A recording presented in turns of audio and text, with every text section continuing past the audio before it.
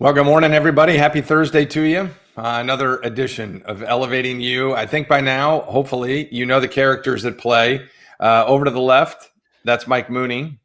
In the middle, sandwiched between, two thorns, is Jill Bauer. The rose. And the rose between the thorns.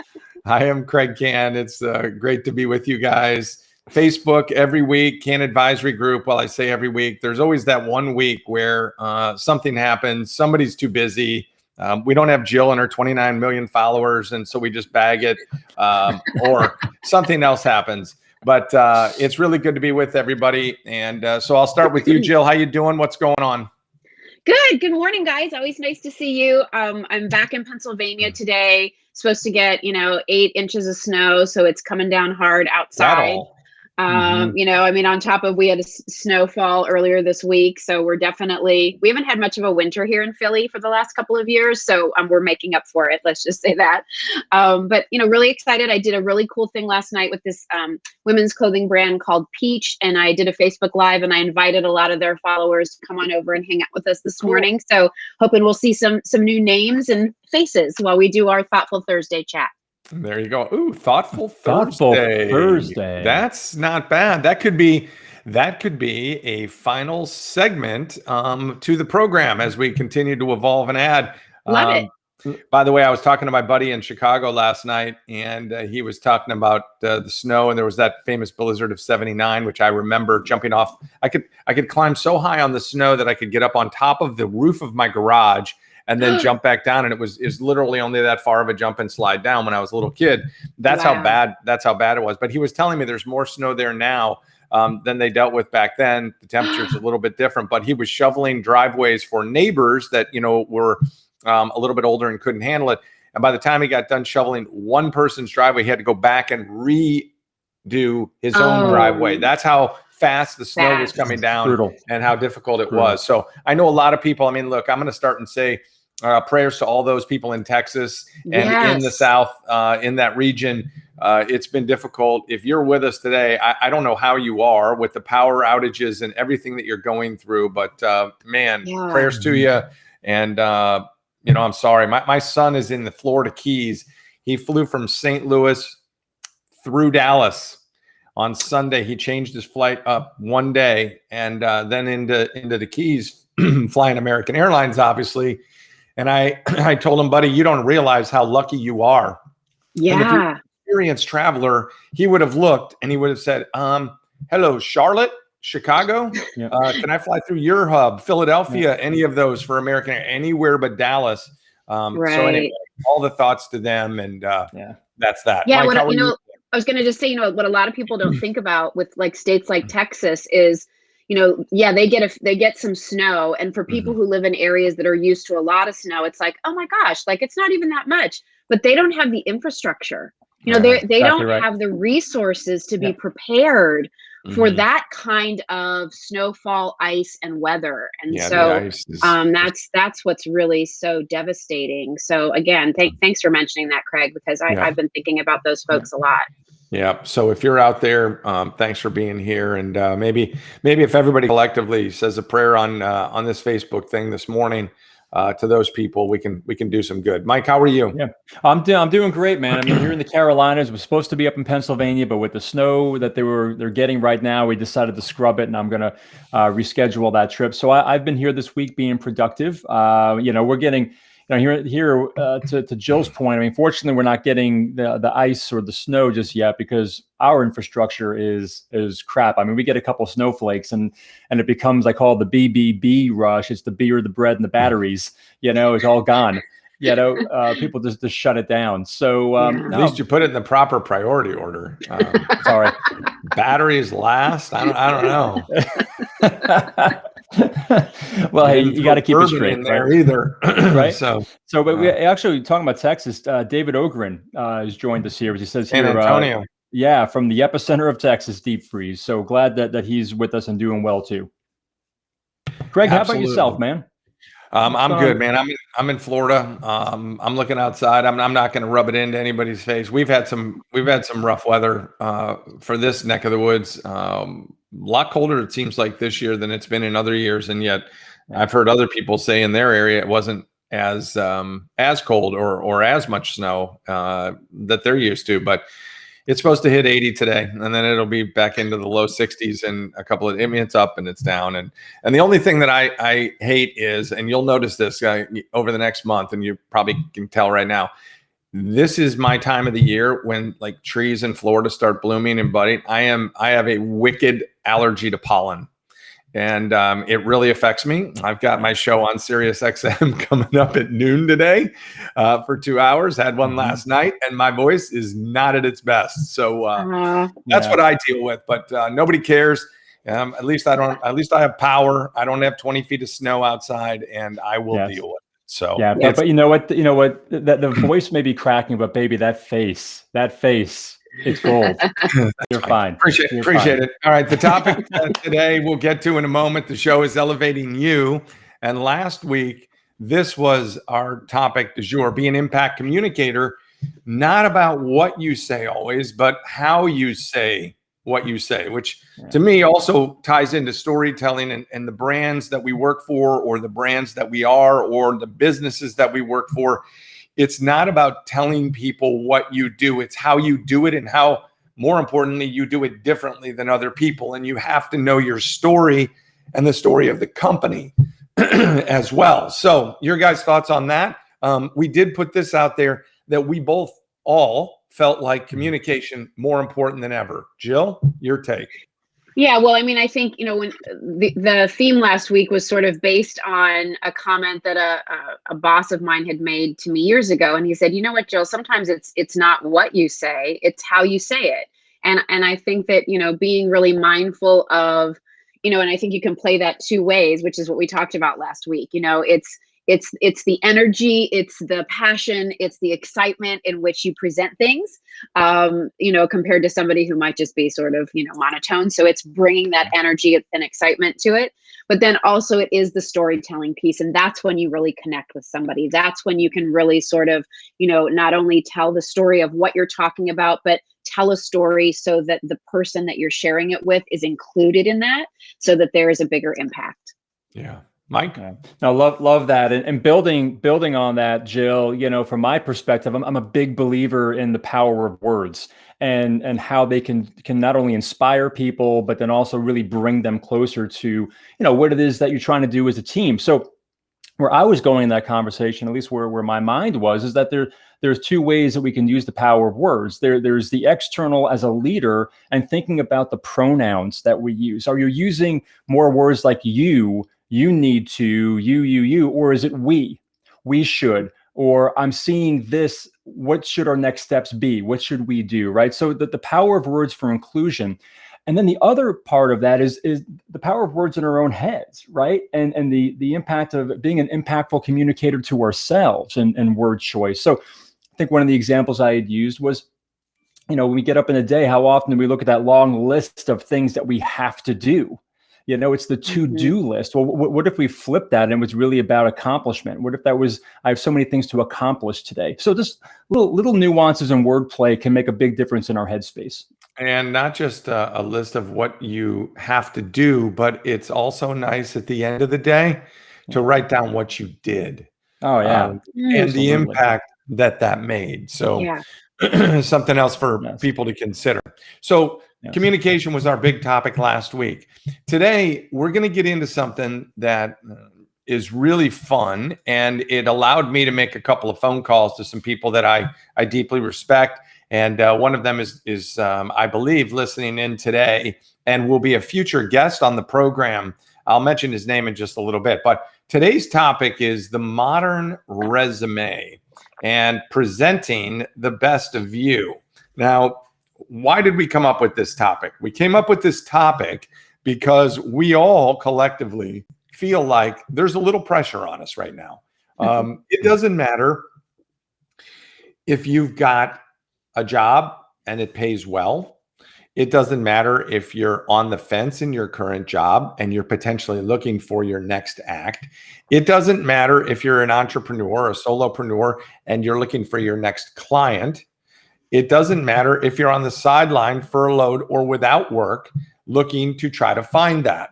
Now, I hope what's going to happen today, and kudos to Mike for really coming up with this topic. I think it's a really good one because it's about more than a piece of paper or a PDF or what you can send to somebody, and that's what we're going to get into, and we'll each share some of our own thoughts on that. So what we're going to do is do it this way today. I'm not going to put any big words in front of everybody. I'm going to make today a lot more simple than we've done in the past. And I'm going to go straight to the big thought for Jill, because Mike always complains that he has to go first. Always complain. I mentioned it one time last week, and suddenly one time is enough to make it always for me. Is that what it is? In that sense, I've decided to go with Jill. Okay. Jill, in Pennsylvania, you're on. So my big thought about the modern resume. Well, I mean, I think that, the days of how probably the three of us may have learned how to put together a resume, and you list what I was at this company for this long, this was my title, bump, what was the next one? I'm somewhere in their education. Like now, let's face it, the modern resume today is LinkedIn. The modern resume today for some people might simply be like, for me and a lot of the things that I do, my resume is now like a media kit, which is completely different, right? The media kit doesn't really matter. It doesn't matter where I went to school a gazillion years ago. Like it just doesn't matter anymore, right? It's more of what have I done? What brands have I worked with? What can I do for them? And I think that shift, and we talk about this all the time, and I think that's also what helps make your LinkedIn profile and listings and bio stand out is it's not here's what I've done, but how do we shift that so it's more here's what I'm going to do for you. And that's what has to be visible in that resume. I think that's one of the biggest differences between old school resumes and how they were written and how we need to think about writing and presenting them now. I would also say formal is a thing of the past. Conversational is a thing of the present. All right. And with that, Mike, I want to, before you go, put it out there. If you've got questions, more importantly, if you've got comments, here's what we'd like you to do today. Again, we're doing this a little bit different. I know you're all on there and everybody likes to say good morning and react to the things. Love that. Not telling you to stop that. What we want to hear about is maybe a challenge that you've faced with a resume, or what gets you stuck on the first words? Where does it go? Things specifically that we can weigh in on. And I've known a couple of people who have flat out not known where to begin, and they don't know at the top what to put. They don't know how to write their first experience or how long a resume should be. I mean, there's a lot of questions that can be out there. Pose them straight to us here on the Kann Advisory Facebook page, and Mike is monitoring that in and around his big first thought. My big thought, Mike? yeah, and that's the other point too, folks. So if you see me looking down, you're looking at the top of my head. I'm not just writing out a shopping list. I'm on my phone and answering or asking, and so is Jill as well, while Kraig steers the ship. So with that, here's my thought on this, and it's more of a general thought to start with, is that what social media has allowed us to do, it's really created an amazing opportunity. But for many people, and I know for me early on as well, it was also amazingly overwhelming with where to start and what to showcase. Jill, I loved your point about, not so much like what you've done, but what you're doing and can accomplish. I think there's power in people adding metrics, to the things that they've done. If it's an increase in percentage or a decrease in percentage, in different areas. But what I feel is there is a lot of pressure because everyone's resume now is really out there to be seen, and there can be this sense of I'm not enough, or I don't have enough, right? And in some cases too, you see people on this other extreme where it's like they've got 15 positions that they're on. It's like, oh my gosh, how do you keep up with all of that stuff? So I think, while while we have to look at not just LinkedIn, because LinkedIn is obviously from a professional standpoint is a great place to showcase it, but look across your other social channels too. Maybe it's Instagram, maybe there is a business page on Facebook, or maybe there's, Clubhouse is a, up and coming channel. Yeah, I am.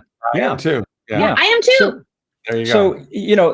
these are all channels where you look at how your brand is being shaped. But to me, it comes down to figuring out the channel that's going to best work for you, for what you're trying to showcase, and more importantly than being consistent across your channels. Because more than 80% of, statistically speaking, 80% of the hiring managers will go through social media platforms to get a look at you before they get to the next phase. The interesting thing is that 30% of the applicants actually get washed out during that filter process because of something that was found on a social media channel. So we have to be vigilant of what's posted and what we're posting, and more importantly, consistent. Kraig, I think I may have shared this story with you, right? There's this cartoon that I used. No, it's not the tree. It's not the tree. It's a good one though. But it was this cartoon of a hiring manager, and there's the applicant on the other side of the desk, and the hiring manager says, well, according to LinkedIn, you're detail oriented, you're goal focused, and you get the job done. According to Facebook, you like Jack Daniels and you're very comfortable with your body. So we have to be mindful, right, of how much we share, what's accessible, what story is that telling about us. Yeah. All I can say as I dive into my big thought for the day is, thank goodness social media wasn't around back when I was in my house in college, and I knew the likes of Jill, and I moseyed into our journalism class to do my most recent package for the news or whatever it was we were doing, because I would be looked at a whole lot differently. Hey, here's the thing, and I want to throw this out there. My friend Greg Burkhalter, he's actually buzzing me right now, but he's a guy that was on my podcast, Tracks to Success. He's going to be a guest on this program in a couple of weeks' time when his schedule fits. He is known as the LinkedIn guy. That's what he goes by. Okay. And we've become friends, and we've shared a lot of things. I think he's pulled some things from what I teach, and I've definitely pulled some things from what he teaches. And I know he's paying attention today because I told him we were going to be talking about this. And so obviously he's focused strictly on LinkedIn, but I'm going to take it a little deeper than that. But I'll start with LinkedIn, following up what Jill said. So LinkedIn is your global opportunity to let people know who you are, what you're about, and what value you can add to others. Now, what we're all used to is writing a resume with bullet points on the side, and we put the date that we worked somewhere and the job title that we had, and nowhere in there did we used to ever put the impact that we made or the success story that we had or whatever it might be. Now, today, so many people go to LinkedIn, period. And Greg actually posted a really cool thing on his LinkedIn page. He shares a lot of great content, and he put on there about job seeking and the stresses of it right now in a COVID situation. With that, he was talking about the value and the importance of connecting with people and networking with people. And that you mentioned 80%, but more than 85% of jobs today come because of your network and because of your connections. It's a great article. It's fascinating. Right. But here's the other thing. Your LinkedIn page is actually supposed to be this casual, comfortable conversation that you're having with other people who are watching and looking at your resume. That's what it's all about. That's what it's supposed to be. It's not supposed to be bullet point and I'm writing about this and I'm writing about this and I'm writing about this and look at all the things I used to do. What value do you bring now? Right. How can I get to know you? How can I feel comfortable with you? All those things are super, super important. And we have to think of our LinkedIn page or we'll call it our Facebook page if you have a Facebook business page, or even your YouTube channel. How can you connect with people? Because it's not just about what you've done or what you do. It's the impact you can make, and they want to get to know you. I actually created for my kids for their 21st birthday, I gave them their own website domain, a one pager, and I hired a lady to build them their one page so that somebody wasn't just looking at them for the fact that they're a college student and they see their social media channels and they know that they can do this or that in their sorority house or fraternity house or what they do on campus, but something bigger with experience and photos of, maybe an internship that they had or whatever. You've got to be able to share video. You've got to be able to storytell. You got to be able to let people know what you can do, period. That's my first big point. Kraig, I agree. I'm going to challenge a thought on that. When we're talking about the things that we've done in the past, right, versus what we're doing now and there, I believe that we should look at the things of our past to help sort of create that brand story arc of the things that we have done that kind of shows a track record of being able to deliver impact and results. But getting back to your point of storytelling, like you have the opportunity to actually on LinkedIn, as well as your resume, say, in this position, here was the challenge that we faced, my client faced, our team faced. And as a result of the work, here are the results that we were able to achieve. I think if you look at it through the challenge, the lens of what was the challenge, what was the work that was done, and here are the results, it becomes more of a story versus I managed, I oversaw, I facilitated, things of that nature. So I just think if we look at that arc, that also helps tell the story of us too. There was, let me throw this out to you. So Christine sent the question out saying that, okay, mine, I assume she's referring to her resume is old school and would like to revamp it quickly. And it's new for her. Should I get assistance? And I will throw that out to you guys to answer, but I think the easy answer is yes. And there are plenty of resources out there, especially on LinkedIn, to do it, right? What do you all think? Go ahead, Jill. Yeah. Oh, well, I mean, listen, if it's old school and you're wanting it to be more modern, a few things I would suggest is, one, if you're going to do it on LinkedIn, spend a little bit of time just looking at how other people are doing it, right? And I mean, I think people look at other people's social media accounts, like how are they handling it? So I think that's a really good resource to be able to do that. I would also say, I'm sure that on YouTube, you could find some different videos and things also that give you some insight into that as well. And the one thing to keep in mind, I think, in all of this, and it goes back to what Kraig was talking about earlier, and Mike too, when you were giving that example of that cartoon of, well, Facebook says this about you, but your LinkedIn says this. One of the things in the 9 months or so that at least I've been joining you guys is we're constantly talking about thinking about yourself as a brand. And so that, I think, reinforces that, because your brand isn't just who you are when you go to work. Your brand is all of it. And that's why it's so important that whatever you're putting out with LinkedIn has some support and synergy on the social media platforms if you're using them, because it really all does tell your story. The LinkedIn part of it is really important, especially for connecting with businesses and job opportunities. But really, if you think about it, that's just one part of that puzzle, one piece of that puzzle. Yeah, really good point. And a couple other things from that article that I was telling you about that Greg posted on his LinkedIn page. Again, Greg Burkhalter, you can look him up on LinkedIn. He's known as the LinkedIn guy. He's actually watching this morning. And by the way, I want to say a shout out to the New England Golf Course Owners Association. I did a keynote, a workshop for them not all that long ago, and they just posted this live on their LinkedIn page to get people to tune in about the topic. So I want to shout out to them and say thanks, for the follow up, and great to have you in with us today. So the thing about that connection piece, couple of things. Number one, apply for more jobs than you normally would if you're looking for a job. In other words, some jobs might not be the perfect fit for you, but go ahead and apply for those extra jobs. Keep putting yourself out there, even more than you would before.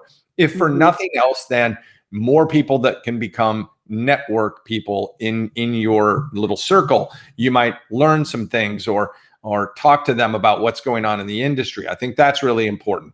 I mentioned videos. Now, I want to say something because this goes directly to what Greg and I talked about. And he looked at my LinkedIn profile, and And I asked him to give me an honest grade. Now, this was after we did the podcast because he's got great tips. The one thing about Greg, by the way, he talks super fast. So like, you better be a speed writer if you're going to take notes from him. Okay. That's to you, Greg, if you're paying attention to this, but he's really good. We're going to have him on this program. It'll really help people. But, he emphasized, and I already had pictures of experiences that I do. So, right, if I'm doing a keynote, do I have some photos of that? If I'm doing a workshop, do I have some photos of that? If I have some media, publicity that's happened, Jill, you would definitely be able to say that. Mike Mooney would definitely want to put in some pictures of a book signing. I haven't done one of those yet. I guarantee Mike has done that already. You want to show people you for who you are, not necessarily just words. Again, conversation is big. So think about it. There is that space down there that you can add things to. And I think it's really important to give people a glimpse. If you've got a video clip of something that you can do, or shoot one of yourself, explaining to people the value that you've had or some of the success stories. In other words, take your LinkedIn profile or whatever it might be that you're using on those platforms. And don't dismiss, by the way, that Facebook is also a resume building opportunity. And so too is Instagram, whether you think it or not. People do look at that stuff, but take those videos, take all those things and make it something personal. Make people feel like they know you. Give them a sense of trust. I joke around about my late grandfather who passed away at 97. And he used to he had this club, and I've said this before on the program, when he retired and this group of men that they got together once a week, and they were, the name of the group was the Eustas. And I was like, what is that all about? He goes, well, Frank used to do this. I used to do that. Somebody used, and I was like, this is the greatest. That's great. I love it. Ever. I love it. But if you look at your resume, to Jill's point earlier, nobody really cares what you used to do. They care how you made people feel. They care about the impact that you made. Yeah. All those things are what's really important. So show people that. Let them inside. Open up your window to giving people a glimpse of who you are if they bring you in. And lastly, and you guys can jump off on any of these points. The last thing is when you're talking to people and you've fired them your resume or you've told them to look at your LinkedIn page, kind of tee them up as a bit of a teaser. And when you have a conversation with them, please don't treat it like an interview. Treat it like a research project. Treat it like a conversation. Let them get to know you. Don't be begging for the job. It's like if I'm selling my workshop or if I'm putting my material. Jill talked about her media kit. All right. Yeah. How does she present that? It's really important. It can't be this formal thing. It's got to, you want the media kit to be the last thing that they look at after they feel like they get to know you a little bit with an email or a phone call. Just make the beginning part of it connection first, information second. I want you to all think about that. Anybody? Yeah. Go ahead, Mike. Go ahead. Please. Go ahead. I was just going to say, as you're talking about that, kind of what popped into my head a little bit. And again, I don't know the complete demographics of everybody joining us, but, the three of us are all sort of in our second act, right? And yet I know for me in my space, a lot of, it's not competition, but like I'm living in a space where the majority of people doing what I'm doing are a lot younger than me. So I think I would just wanted to pose the question to you guys, like, so when you are older, whatever older means, for your market, right? Yeah. When you're more experienced, but you're going into the marketplace with people who don't have as much experience, are younger, or even the person hiring you might be younger than you. Wondering your guys' thoughts on so how, like when we're talking about this modern resume, how do we update ourselves in those conversations so that we still seem relevant? What do you think about that? That's a great question. I mean, in fact, I recall a while back we had a mutual friend in that that whole time, Kraig, with Paul up in Boston, who was asking similar questions, about staying relevant at a seasoned age. And And, a couple different ways. I don't think there's one silver bullet. Maybe silver is not the right word in there, but you know what I'm saying. But I think there are different paths you can go down. But to me, when I think of that, and what you said, Jill, it's about, what does wisdom, what does experience deliver? Well, in my mind, it can deliver efficiency. It can deliver perspective, valuable perspective, effectiveness that oftentimes when people are in the work, they're not focused on the work. And I believe that the perspective and the experience that someone who might be in a second act or maybe, further along in their career could actually bring is that eye to the perspective and the efficiency and effectiveness that would complement. I think if the show does a complement to what the team is currently doing, Right. So that's my initial thought on that. All right. So question for each of you. Jill, you have a YouTube channel? I do. Mike? Absolutely. Okay. So do I. So here's what I'm going to tell everybody out there. I encourage you to go to each one of our personal YouTube channels and just take a look. Because you know something? If somebody said to me, Kraig, what do you do? I wouldn't hand them a piece of paper today. I might send them an email, but it would have a link to my YouTube channel. It would have a attachment with my marketing collateral, which is, about little 4 pages. I might send a few testimonials. I would definitely put a link to my book, and that might be it. But if you went to my YouTube channel and you spent 45 minutes on it, if you spend 10 minutes on it, if you spend 5 and never hit play on any of the videos, you would see what I do. Now, I would encourage you, if you want to really see it, go ahead, hit on the Elevate Workshop. In a nutshell, if you looked at that video of mine, and I'm sure Jill's got one specifically for herself, if you go to my Elevate Workshop video and that's all you watch, you'll know what I do. And I don't need to then give you a piece of paper. My point in sharing that is, and you guys can jump onto this however you would like. My point in sharing that is I need to keep it real. I don't want to be a paper pusher. I don't want to think about keywords and all the things that people have talked about forever. I want them to see me in action. I want them to feel like they know me in action. And if you watch that video, you'll hear what other people say about the experience they got because of what we do. And that alone is all I need people to know. If that doesn't set me up for a phone call with them to deliver more about how I can give them, the best of me, then I've done something wrong. Because today it isn't, I remember when I was making the pivot, I was still applying for other big communications jobs or media jobs, whatever they might be. And I had this resume that I was, pushing out there and all. And I've got, I probably have 500 copies of it sitting in my closet because I didn't need them. I wasn't going to hand them out. I'm not going to some, event passing those out. I'm saying, go check me out online. Here's my business website, canadvisory.com. Go to it. Any of the thoughts on your mind on that, Jill? Oh, well, I think that, I hadn't thought about which is going to seem weird because especially with the background that you and I have in television and stuff, but I never really thought of using YouTube as a little bit of my calling card. Usually when I talk about what I do, I'm usually just directing people to my website, which is really just a blog.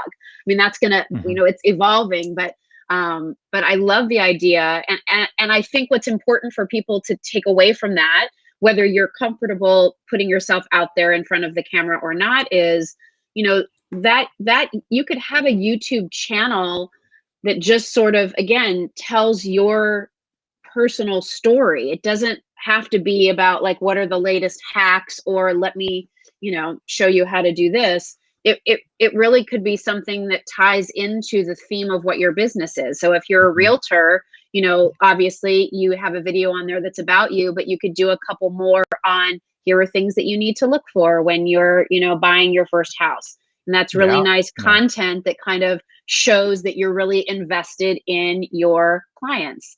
Or, if you're in sales and marketing, here are some things that I've learned when you're working with X. They don't have to be as refined, I think, as sometimes people think they should be.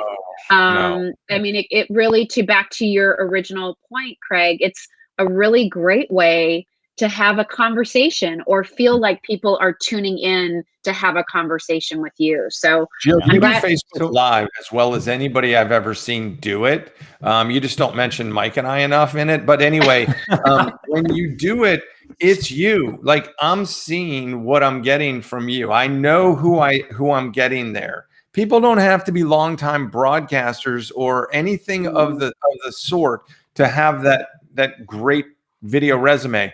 One quick thing before Mike takes over here, and he mentioned David Ogren, who I have great respect for, and he does a lot of things the right way. He connects with people. So I know that he does videos and tips and things like that. But if you go to a YouTube channel, and let's say you are a golf professional, let's say you are, an instructor, something like that, and it's only golf tips, well, I don't get to know you. I need to know the real you. I want to know the impact you try to make. I want to know why you're different. I want to know what about you is going to bring me to pick you over the 28,000 other PGA professionals around the country. There's got to be that differentiator. And I think that's really important. And Mike, go. Well, I was going to say that differentiator is you. It's that spark. It's that thing that you authentically bring. Brandy's been following us and watching. And thank you for that, Brandy. She's a dear friend. But she chimed in about the power of authenticity, and that is truly like you said, David is competing with thousands of other golf pros out there, right? But why is it when somebody, you ask them, so what brought you to me? How did they click? And they'll say, there's something you said. There was a way that you presented something. There was just a connection that goes beyond what you're selling or doing, right? So I think the authenticity is key. The other thing I'd share too, and maybe help in framing in your mind, I tell this to folks that I work with on their branding, their personal, professional branding, is share the journey. Think of it as just sharing the journey as you're going, because we're all on this journey. And if I could just real quick, I mean, I was thinking of it this morning, and it kind of laid in well. Is I think the other part of being authentic is being vulnerable and showing when things are kind of in progress, right? I mean, oftentimes we see stuff on LinkedIn, it's that finished, polished piece, right? And there's a one-pager, Kraig, you and I were talking about this for my reputation workshop that I'm doing. And I was working with my... What's that? Looking forward to seeing that. Yeah, man. So I want to share this real quick, though, with the group, okay? I've gone through several revisions of this, and this is kind of like helping people see that it doesn't, like what you see isn't how it starts, and it is a journey to get there. So this was the first version. And I don't know if you can see all the X marks and the scratches and the copy and all the stuff. And then it comes back around the next version. Okay, we're kind of getting, but there's still a lot more work we've got to do. And there are X marks. And then we finally get to that place now where I'm like, okay, this is good. I'm happy. I'm good with how this looks. Let's go ahead and get it going. So I think there's power in being vulnerable and showing people that you don't have it perfect from the beginning, and letting others know that, hey, they're not alone either. So I would just encourage you, and thanks for letting me kind of share that, but I just wanted to visibly show that it's a process, and it can be a pain in the ass sometimes, but you got to stay in it and get it to, keep refining it, Yeah. Don't be afraid to put it out there when it's not quote unquote perfect. You can modify it later and get some feedback from people that you trust. The other thing too, just to follow up on the comment I made about David and the PGA professional or somebody that's doing something like that, people aren't mining for gold and going to necessarily find your YouTube channel. You've got to be able to use other platforms and cross promote and get people there. You can't expect people to take notice. You've got to do things that make people take notice. Remember that. You can't expect people to take notice. You have to do things that make people take notice. And you have to have in your business, kind of strategy plan, think of a big city where all the highways connect and you've got to get off on this exit and this steers you over to here. You need to steer people. You need to help them navigate to where you want them to go. And if you're just going to tweet, that's fine. But what else are you putting on there? Are you giving them a link to your website? Are you just giving them a tip? Are you just giving them your value add? Are you sending them to a link to buy your book? Are you, what are you doing? Right. So I'm going to critique Mike Mooney right now. Mike Mooney does really cool stuff on his social media platform, but Mike has a phenomenal book that you all should buy. All right. It's really good and your companies can benefit from. But when Mike posts his stuff, he's not giving, I'm coming down on you, the link. Bring it. I know. Also get to the book. All right. Yeah. So Jill, she does her Facebook stuff. Jill's not on Twitter. Anyway, when I go on Twitter, that's fine. No problem. She's big on Instagram and she's big on Facebook. Link the two together, get me to a video. Now, Instagram's difficult because you can't put the link in the body of the post. You have to put it in the bio and you have to tell people, go to my bio for my link or for whatever it is. My current bio link is my book. You gotta steer people to where you go. And here's the last thing, and this is going to be a blast from the past for Jill Bauer. So a good friend of mine, a fraternity brother of mine, a former broadcaster colleague of Jill's and mine at Mizzou, his name's Todd Johnson. Oh yeah, I love Todd. He had the easiest job in the history of the world, making the most money to do nothing that anybody else couldn't do. He was a weatherman in Seattle, okay? It's 60 degrees and it's drizzling. I used to give him so much grief on that, all right? He's great, all right? That's what he wanted to do, and he was a perfect weatherman. And so he went to various markets, and he was in Seattle for a long time. And then he did what we've done, and he pivoted. And he started his own business. Now I'm giving him a plug. It's called Point Across Media. All right. People, you should check it out. Point Across Media. All right. He owes me. So what is he doing? Well, his company focuses only on the medical industry. There are doctors upon doctors upon doctors upon doctors. They're all out there. And if you go old school on it, their resume was on a website and it was in words.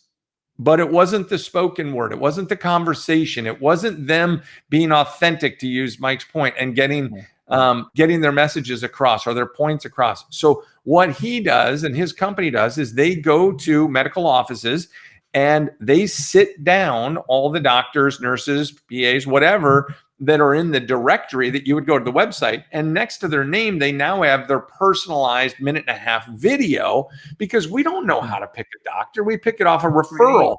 We don't know them until we go into the office. And then we go, I liked them. I liked her. I didn't. This gives you that chance to say, wow, you know what? I really feel connection with him. I'm gonna call him. My point is that we have to personalize everything. That is their resume. He's helping them build their resume. And that's what you all need to do as well. Think beyond a piece of paper. Think beyond bullet points. Don't worry about all these words. I've known people that go, my resume is 3.5 pages. Can you help me cut it down? Yeah. How about we just cut it? All right. Let's just send it. Let's do something different and put yourself out there in a different way. So anyway, there you go. Well, that gets back to the idea of quality over quantity, which is another great point Brandy brought up. And here's something here. Anne wrote in. I think this is interesting. She says, I know this might sound odd, but a resume is like compiling an obituary. Yeah. You know? Good point. Yeah. Yeah, but it's really, and she goes on to say, it's really about drawing the person in through the life stories. I think this way, if there's anything you're getting out of this right now about this modern resume, it's about letting people know who you are, your why, your passion for what it is you're doing. When I heard that story, Kraig, about the doctors, what an amazing opportunity for the doctor to say in that minute and a half, here's why I chose to be a doctor. This is why I want to do this. And you don't think those stories are going to resonate with people to say, oh, I'm choosing this doctor because that resonates with me. And here's the thing, when I think about that too, it doesn't necessarily mean that every doctor has to have this charismatic or super touchy-feely bedside manner, because for some people, they're going to want a doctor who's very clinical, who tells them the facts and tells them exactly where they are, right? Like that's kind of the person that I am. Like, you know, like as much as it would be nice to have somebody who's very gentle and talking to me about what's happening with my health, I'm the kind of person who's like, just tell me the facts, tell me where I am, what is the prognosis, and what do I need to do? Like, so I think that that's an important message, because I don't want people to feel like in putting out videos They need to be something that they aren't. Again, Yeah, it goes 100%. back to that authenticity, and being who you are, and your voice and your point of view is going to resonate with some, and it's not going to resonate with others, and that's okay. Because if it's not resonating with others, then that maybe isn't the right fit for you anyway, and that's not where you're going to be happy, and that's not where you're going to be able to reach that peak of performance. And the other thing I was just going to throw out is, I've started doing these Instagram workshops with companies, which is really fun for me, and sort of like helping them, become noticed on Instagram and things you need to do and all this. And a big part on Instagram that we talk about a lot, and it's a lot of buzz in the sort of influencer space too, is engagement, right? Like you have to be participating, not just with people who are on your page, but also you need to be interacting with other people's accounts too. That's also really important on LinkedIn. And I think that, it's important for you, whether you're looking for a job right now or not, whether you're putting yourself out there on LinkedIn or not, it's important to be checking in over there, following certain people, reposting their posts if there's something that really strikes you, making comments on it, because having it's another way just to be seen. I mean, I'd love Greg's thoughts on that, Kraig, when we talk with him, but I think that that's an important piece that people may not always think about. And the fact of the matter is, although it's in the business space and people may not think of it the same as they do Instagram and TikTok and all those others, LinkedIn is still a social platform, right?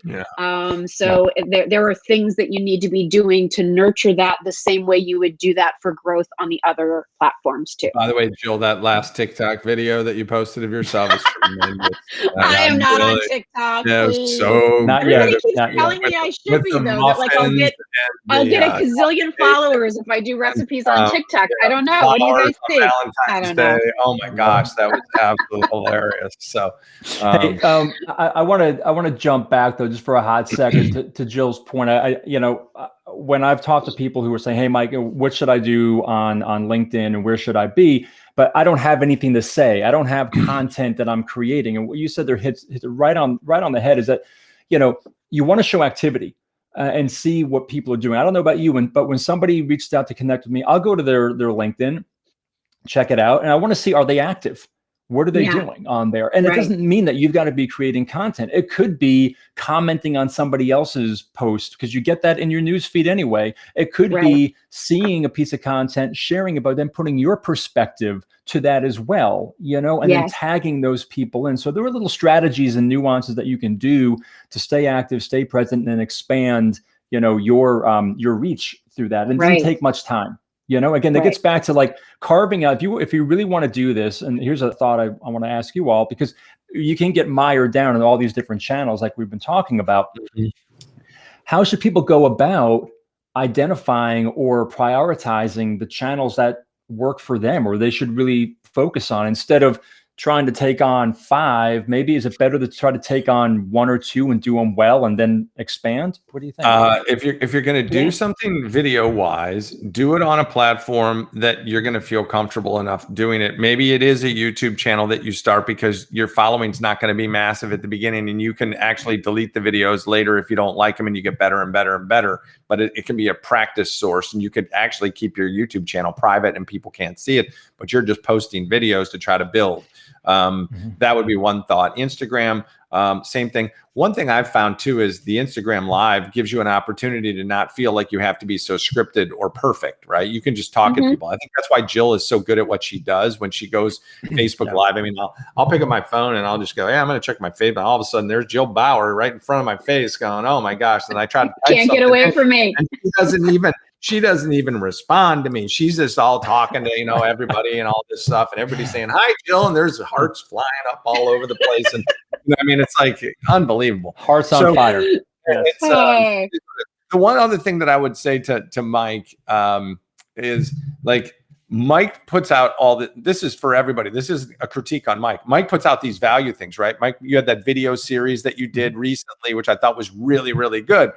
And the one thing that Mike does well is he gives us a little inside look at who he is too. Mike, talking about being vulnerable, Mike will throw some things out there, and he'll let you know if he's struggling. He'll let you know if there's a challenge. He'll let you know what he's going through. And I think that's really important. So just make sure that all your tips, all your value points, the things you feel like you're going to add, or what you decide you want to do with your video resume, you make sure that we know who you are before you tell us what you do. And when you tell us what you do, make sure you tell us how you do it. And when you tell us how you do it, don't forget to let us know the impact, why I need it. What is it going to do for me? I always make sure that I have in my head when I'm doing a keynote, a workshop, a webinar. I did one for a company just a couple of days ago. And I want to always think that my audience is saying, so what, who cares, what's in this for me? So what, who cares, what's in this for me? And if I continually adopt that theory, then I realize I have to continue to stay engaged with them, and I have to make it about them. So many companies, and I teach this on these, how to use this little camera and how to win the web and how to, make it a company advantage. When they sell and they aren't in front of somebody, you know what salespeople like to do is they want to, how fast can I get into what I'm selling? I got to get to my product. I got to tell you what I'm doing. I got to show you I got to show you all my things. They forget the most important thing, the person on the other side, the receiving end. I got to make a connection with them first so that they'll buy into my resume, my offerings, my information, my value proposition, all that sort of stuff. So never forget about your audience. We could talk about this for a long time, but we're about to run out of time. So I wanted to, give you guys maybe a final thought, but I did want to say one thing. I know that Mike has officially gotten a copy of my book. I have two. Yes. I have two. I got it. I got it. Yes. Yes. You got it. You finally walked out to the mailbox. That's awesome. That makes me really happy that Jill Bauer. After she got the milk jugs from the barn and took care of the pigs out Kraig there. Kann is like the big brother I never had. We're wanted. Because he's always giving me these little gifts. Like whether it's about baking cupcakes or not getting to the mailbox or Joe, whatever. you are so good at what you do. It's a joke. All right. To everybody out there, man. And I just had a conversation with somebody on the phone the other day, and they go, "Oh yeah, you and Mike Mooney." And I was like, wait a second. You can throw me under the bus if you want to, but don't throw Mooney under the bus. He's not even here to defend himself. No, what did I do, man? Oh, that's guilt by association. That's what they're actually very complimentary. Here's what I'll say about the book. I've been to the post office like 3 times in the last 10 days signing books. You can do 2 things, folks. This book is all about presenting your best you.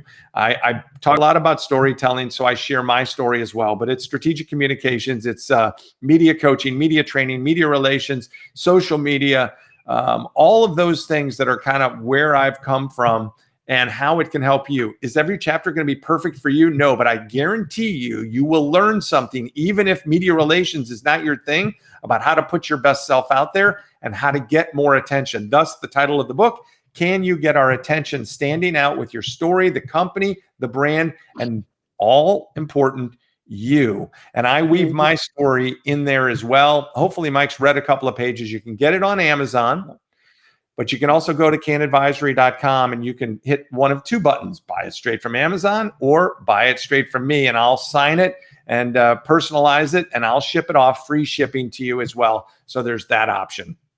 And that's all I got. And I still haven't, I got a book from another of my friends out in California the other day. We traded books, but I still haven't gotten the Mooney book. It's in the mail, man. I told you, it's in the mail. It's in the mail, yeah. And it's been slow these days. The mail's been really slow these days. Yeah, apparently it takes like a month to get. It does. It does. At least to get to my house, it does. Well, Jill, Absolutely. I'm glad that you got yours. And no, I did get mine, and I started reading it when I was down at the beach. So I'm excited. I'll be sharing that with some thoughts on your book coming up this weekend on some of my platforms. I need the full review. I want the Amazon review from you. Okay, it means a lot, and I'll take the critique as well. So you've done a great job, Kraig. I mean, all joking aside, like writing a book, and I haven't read Mike's yet, but same to him, like to both of you guys. Like it's that wasn't a dig. That wasn't a learning from Kraig, I promise. No, monkey see, monkey do. I get it.